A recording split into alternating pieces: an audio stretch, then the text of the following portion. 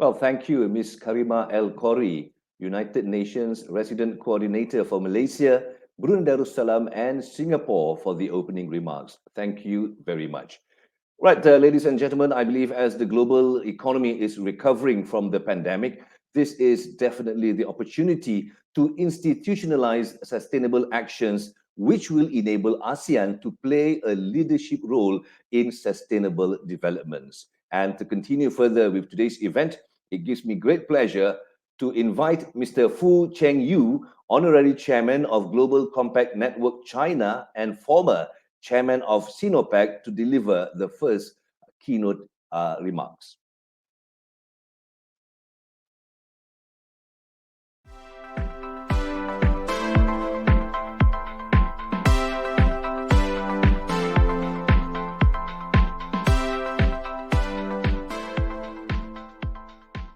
Good morning, ladies and gentlemen. It is a great honor to join you and deliver a speech at this Go ESG Asia 2021 Summit organized by UN Global Compact Network, Malaysia and Brunei.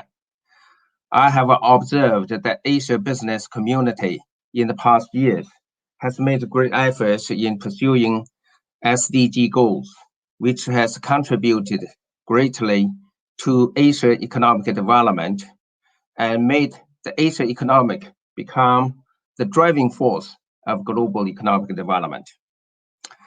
However, our human society is experiencing unprecedented great challenges, which presented tremendous challenges to the business community and the challenges to our efforts in pursuing SDGs.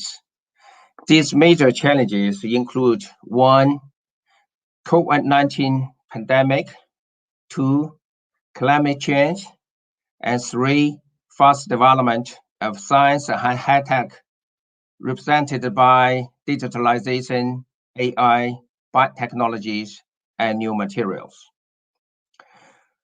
Raising our SDG ambition and incorporating these challenges into our SDG goals has become a necessity. This means that our business community has to make greater efforts to transform our business from where we are today to the future state of the sustainable resilience. One of the very important factors that will become our sustainable competitiveness is the ESG, which include climate change, social responsibilities, and corporate governance. Low carbon development and digitalization will become a cutting edge competitiveness to all of the business of any kind.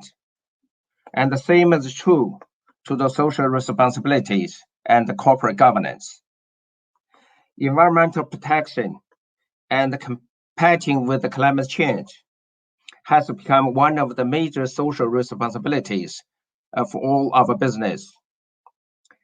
August 9 of this year, IPCC published the 6th assessment report, where it documented recent changes in the climate are widespread, rapid, and intensifying, and unprecedented in thousands of years. And just finished COP26 in Glasgow, even though viewed by many not as aggressive as expected, but this has presented great challenges to all the business, especially to those business in developing countries, like in Asia countries. Whatever the difficulties it will be upon our business, we have to face it.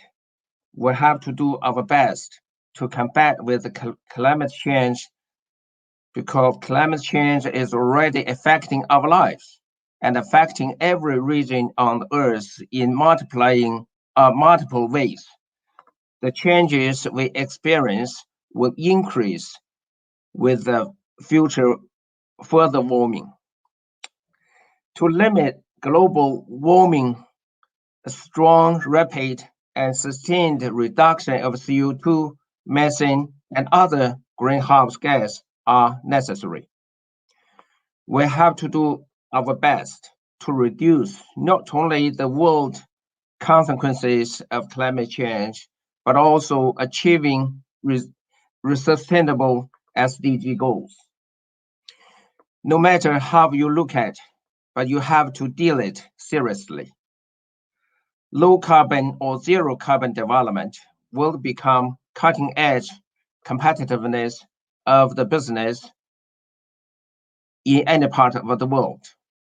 Carbon neutrality will become international common language, as well as moral and value standards in the international community.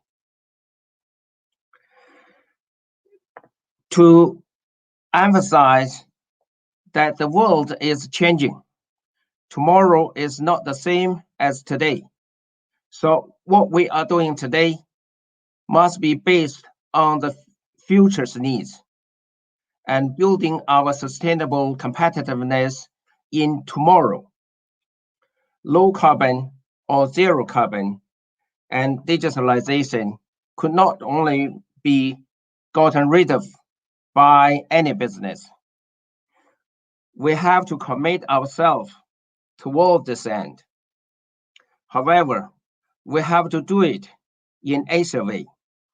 This is not only because the differences in culture and history, with it also with the developed countries and other parts of the world, but also because our Asia is in a different development level and development phase. This will result in our Asia ways of looking things and doing things differently from Western countries. Take a carbon neutral as an example. While we are viewing it as a challenge, we also dealing it as an opportunity. Fossil fuels are not our enemy, but CO2 is our trouble. Our efforts should be focused on how to deal with the CO2 effectively. This should be including technology development and R&D investment in those technologies that are improving energy efficiency and CCUS. We should commit ourselves in the efforts to turn CO2 from trouble to resources. And we should not follow the Western thinking that simply abandon the fossil fuels in a short period of time. We should not thinking only how to phase out of the fossil fuels in a balanced way, but also to think how we can maintain fossil fuels without or tremendously limit the discharge of CO2